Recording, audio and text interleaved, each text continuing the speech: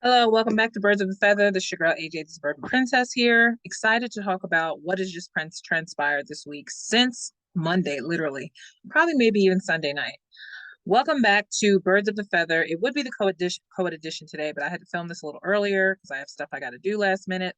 So I won't be able to have my co-ed on until tomorrow. So expect for season 4 of Birds of a Feather, the co-ed edition. We're going to start on Thursday nights.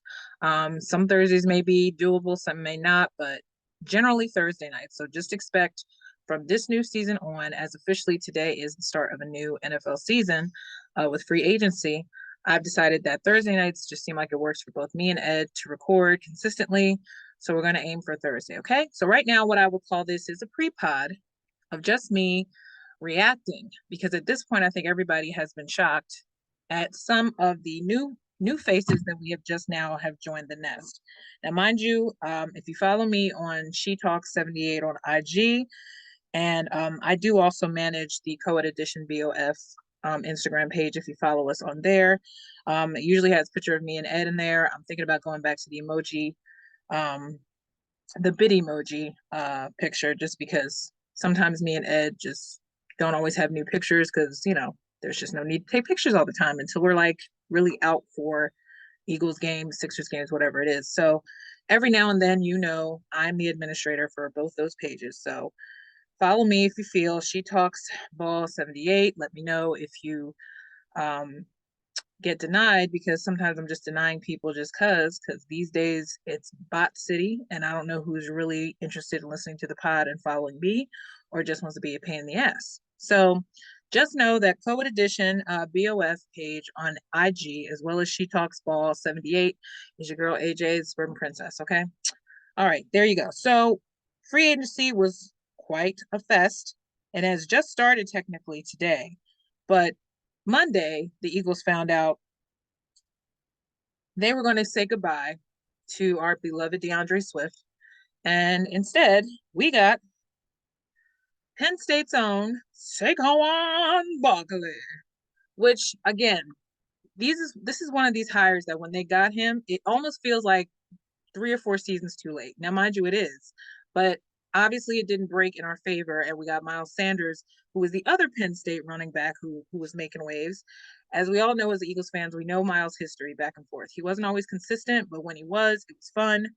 But the one thing that I've noticed, as shocked as I was when I saw that Saquon was officially an Eagle, people have pointed out that the thing that makes him stand out from all the other running backs that are, if not free agents, about to be free agents, or we're just out there to be resigned, um, Saquon apparently can take blocks, and he is also good in the passing game as well as obviously the running game. I mean, we're gonna see those thighs for a couple years. So let's just pray and hope that he stays 100% healthy, because last year he still had no problem running over the Eagles even when they gave him an opportunity. So I feel like regardless of what his past history was, the sell to me was that what they wanted out of Penny, Rashad Penny, when they didn't really use him a lot, was they expected him to be a big back that could also block for Jalen. And that was not the case. And I think the thing that the Eagles have made it known without it really being a formal announcement, but apparently the hardcore fans have pointed out on Twitter and other social media platforms that being a running back can, most of the positions as Eagle players, and I think in the NFL, have to be multifaceted. And so if you're just really good at running up and not going left or right, which is what we had the issues with Miles, the beauty of Boston Scott, even though he was like below 5'10", I mean, homie was called our Giants killer for a reason, because he found a way to always get through the trenches and find himself in the end zone. Didn't happen a lot, obviously, last year, but we all know how last year crashed and burned. So there was just a lot of factors going against us.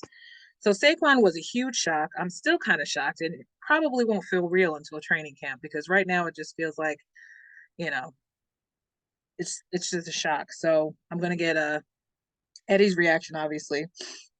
Then they got some OL help with Matt Hennessy from the Falcons, so that'll be a good backup guard. And who knows? Because at this point, we know that after seeing the sudden retirement announcement of Fletcher Cox, not shocking, but after Jason Kelsey's moving retirement speech and announcement. At this point, I think everyone expected to hear that either BG or possibly Lane would probably talk about, their futures. But at this point, it looks like BG was the one that said, I'm not done yet.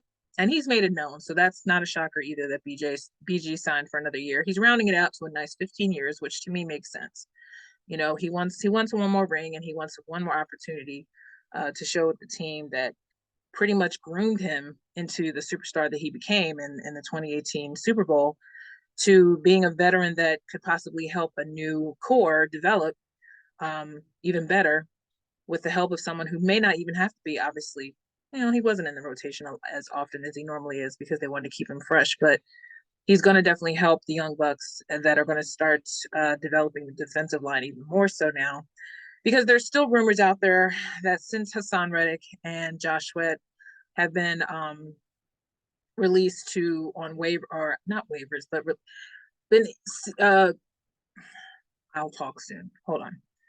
They've been asked to they can look for their own in their free agency. They've been released into free agency, and they means that they don't really have to rely on the fact that they're going to get locked up, which kind of was inevitable. I'm kind of shocked about Hassan, really, because I really thought Hassan had a shot to get whatever. Landon was one of the first announcements. Landon Dickinson, who got reneged for 4 years, so that was good for him. Bryce Huff came out of nowhere from the Jets. Obviously, a good DN pass rush guy, which explained why everybody knew for sure that meant that Josh Sweat and Reddick are most likely will be hit with the pink slip.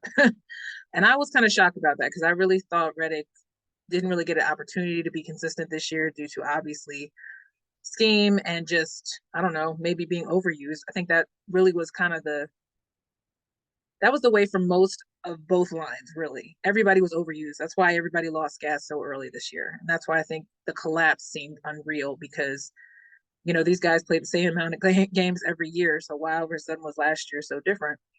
But it does come down to how they're utilized, how much they're utilized, and how much the coaches may not feel that their backups are reliable enough to give them enough breaks and rotations, or how much they just probably feel like, we gave you the money, the money that you have, do your job. Maybe some guys were taking plays off mentally and it was showing. So they just didn't feel they deserved, backup coverage all the time unless the game was obviously out of hand, which obviously happened a lot towards the end of last season.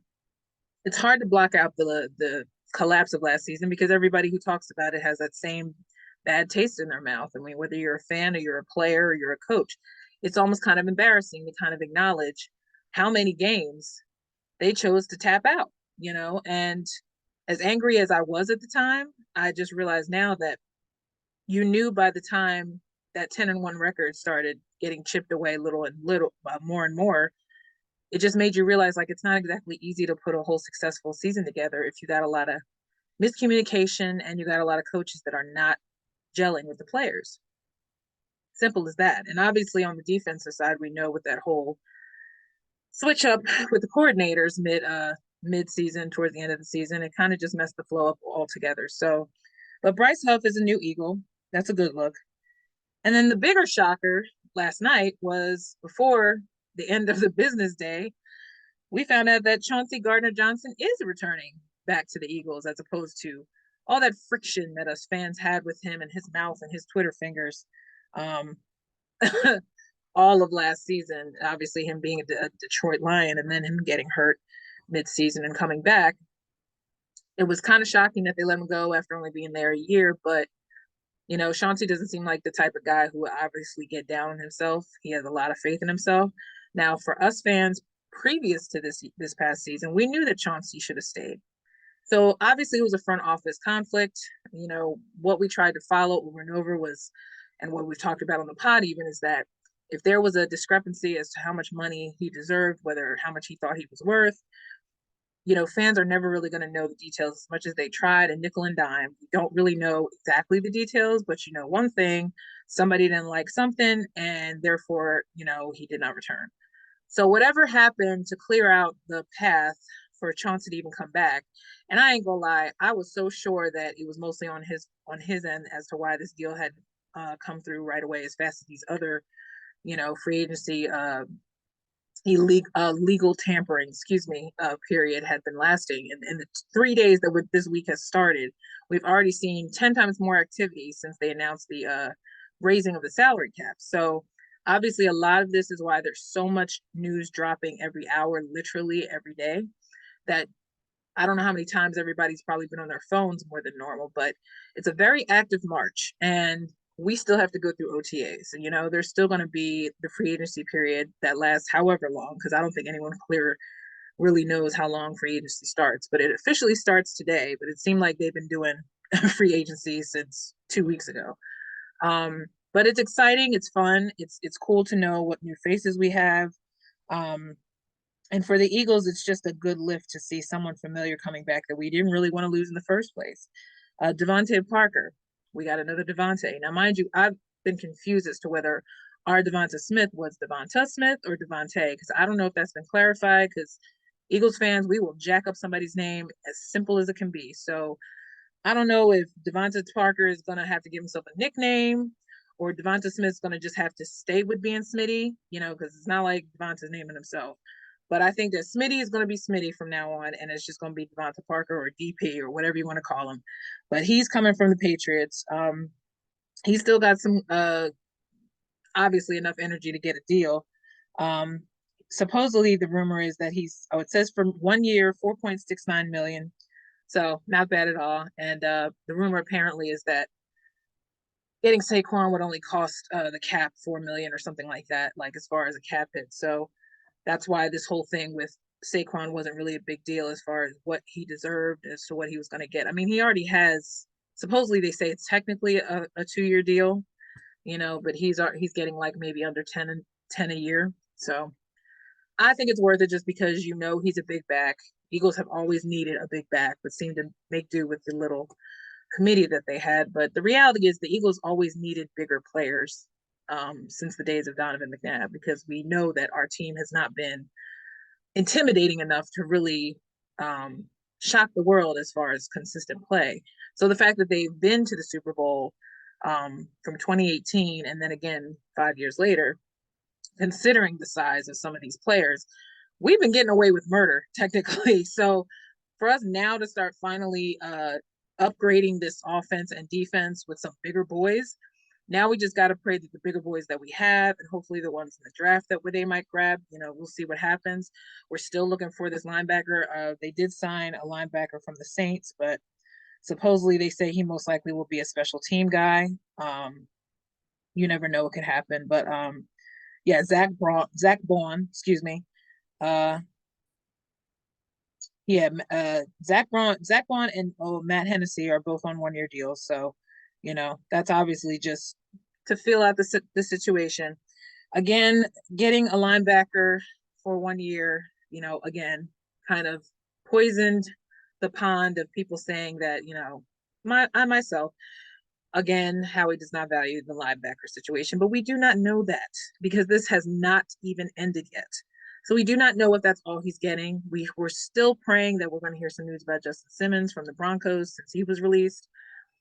There's tons of people that just shaken loose since this is officially free agency day, but at the same time, you just pray and hope that, it seems like a lot of guys also went to the Commanders too in the last 2 days. So Zach Ertz, obviously, one of the most shocking former Eagles that are now a Commander. Although I feel like every Eagle player that leaves Philly, if they don't go to the direct competition, they end up, on the Washington team or they go to the Giants. So exact time, because he had a very brief period in Detroit during those playoffs that didn't really matter either way because they end up losing. So, but it could have been a historical run had, Zach came at the time that he was able to actually choose a team in the postseason as opposed to having to wait for a whole nother season to come. He got his brief experience in Detroit and now he's a Commander. So look, I understand how we all feel about certain players going to teams within the division, but when it comes to certain players that were part of a Super Bowl experience that nobody saw coming, yeah, I just kind of say, Zach, get what you got to get, homie. Take whatever you can and just wring out any water that's left in that rag, because nobody's going to get mad at you trying to take care of your father now. I get it.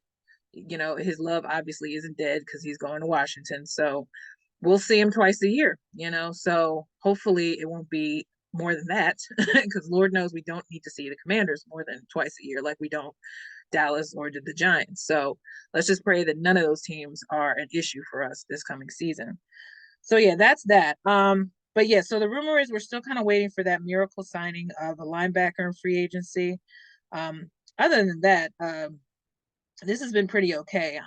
I'm happy for DeAndre Swift that he's going to the Bears, but I just feel for him in the sense that if they decide they want to stick with Justin Fields, that's still a huge question mark right now. You figure if they do stay with Justin Fields and just decide to keep him in the pocket and just let DeAndre run the show, praying that the O-line is better because the O-line apparently was part of the issue over there in Chicago, but it's irrelevant now. I do still think that they could have kept him, but I don't know. I mean, we also don't feel like they used DeAndre as much as they really could have, and he had still hit 1,000 yards for the season. So we don't know what his capability is. We don't know if maybe just that could have just been a coaching decision. Maybe that was a trust issue after a certain amount of carries, but I just felt like there was, to me, no real reason other than we know that he's going to want more money is the reason why they didn't make him come back. Now, I was confused because they have a way of making these contracts sound really big, and then when you hear other analysts break them down, they're really not that much money. Because I thought Saquon got more than DeAndre, and then I thought, well, why don't we just keep DeAndre then? I didn't get it, but again, it goes back to how the salary cap has been raised, and it all goes down to the fact that Saquon is not just one type of running back. They want an every down back. They want a guy that they can rely on blocking for Jalen if need be. And a lot of these running backs that we had thus far have not been known to be the blockers. So you have to be, like they say, multi-talented in this NFL. So if you can't do more than one thing, you're kind of expendable. I mean, unfortunately, as we know, the running back position has always been considered expendable, but this is their time to shine money wise because, with the cap going up, that means some guys can get a little bit of that trickle effect. So praise be to God that some of these guys with these knees are getting their money.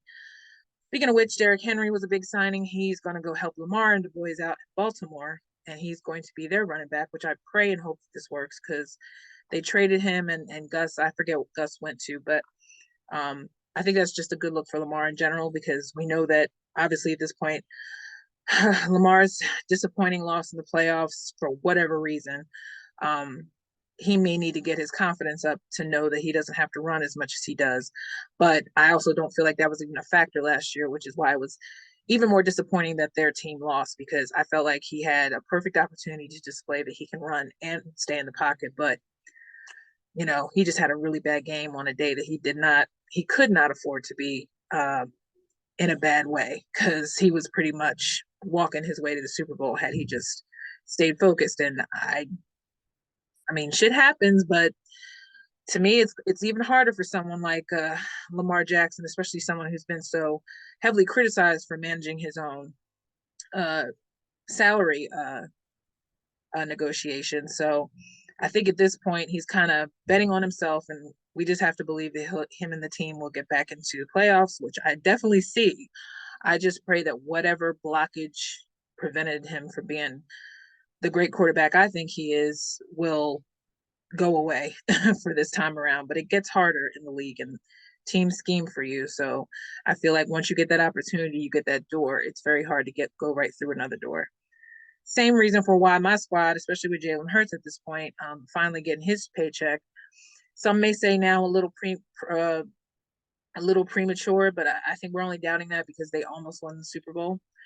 But I really do feel like this is the year that Jalen now has to take into consideration how easy it is to lose favor in the NFL when you don't stay focused and when you go against your intuition.